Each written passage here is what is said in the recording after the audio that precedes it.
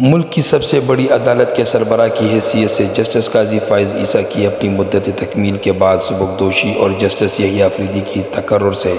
ہماری عدالتی تاریخ کا ایک ہنگامہ خیز اور چیلنجوں سے بھرا دور اپنے اختتام کو پہنچا اور 26ویں آئینی ترمیم کے تناظر میں متوقع طور پر ایک نئے اور مستحکم دور کا آغاز ہوا ہے۔ دیانتداری، جرات و حق گوئی اور کرے کردار کی شہرت رکھنے والے جسٹس قاضی فائز عیسیٰ نے 1 سال کی مختصر مدت میں اہم ترین اور انتہائی حساس مقدمات تک کی کارروائی کو میڈیا پر براہ راست دکھائے جانے اور چیمبر میں سماعت کی روایت مکمل طور پر ختم کر دینے کی شکل میں سپریم کورٹ میں شفافیت رائج کر کے ہر قسم کی کرپشن، ملی بھگت اور سازشی جوڑ توڑ کے سدباب کا اہتمام کیا۔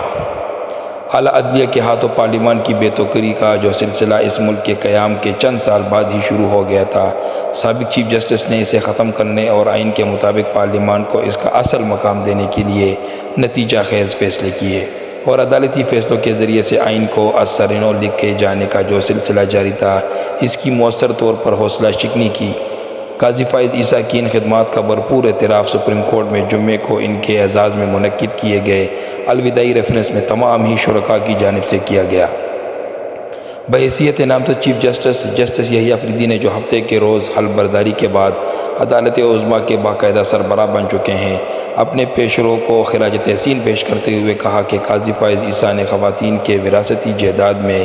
حق سے متعلق بہترین فیصلے کیے۔ ججوں میں اختلاف رائے کو تحمل کے ساتھ سنا۔ بطور جج ان سے بہت کچھ سیکھا۔ میرا ان سے کئی بار اختلاف رائے ہوا، لیکن یہ ہمیشہ میرا نقطہ نظر سننے اور اس پر عمل کرنے کے لیے تیار نظر آئے، جو ایک ایسی خصوصیت ہے جو کہ بہت کم لوگوں میں پائی جاتی ہے اور ہر کسی کو یہ خصوصیت اپنے اندر پیدا کرنے کی کوشش کرنی چاہیے۔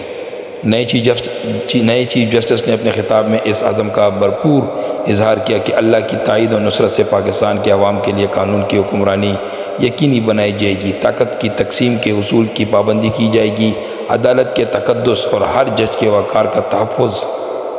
یقینی بنایا جائے گا، چاہے وہ چترال میں بیٹھا کوئی جج ہو یا میرے ساتھ سپریم کورٹ میں بیٹھا جج۔ بار ایسوسی ایشن کی شکایت کو بھی فوری طور پر حل کیا جائے گا۔ تاہم سبکدوش ہونے والے چیف جسٹس کے ریفرنس میں سپریم کورٹ کے 6 ججوں کے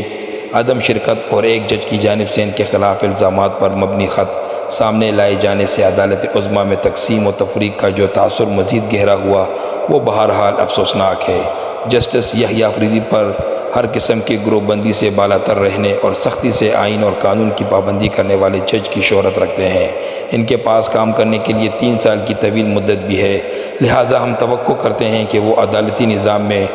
دور رس اور پائیدار اصلاحات کرنے میں کامیاب ہوں گے اور ان کے دور میں اعلیٰ عدلیہ میں سیاسی پسند ناپسند کی بجائے فیصلے حقیقی معنوں میں آئین اور قانون کی پاسداری کا فرض منصبی انجام دیتے ہوئے کرنے کی روایت مستحکم ہوگی۔ جن خرابیوں کی وجہ سے ہمارے عدالتی نظام خصوصاً ماتحت عدلیہ میں کرپشن اور برانتظامی کا ایسا دور ہے کہ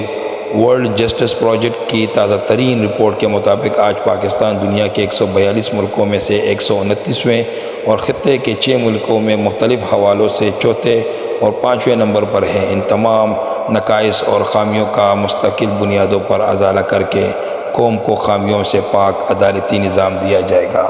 اگر ابھی تک آپ نے میرا چینل لائک نہیں کیا تو میرا چینل ضرور لائک کیجئے، سبسکرائب کیجئے اور گھنٹی کے نشان کو کلک کرنا نہ بھولیں۔ شکریہ۔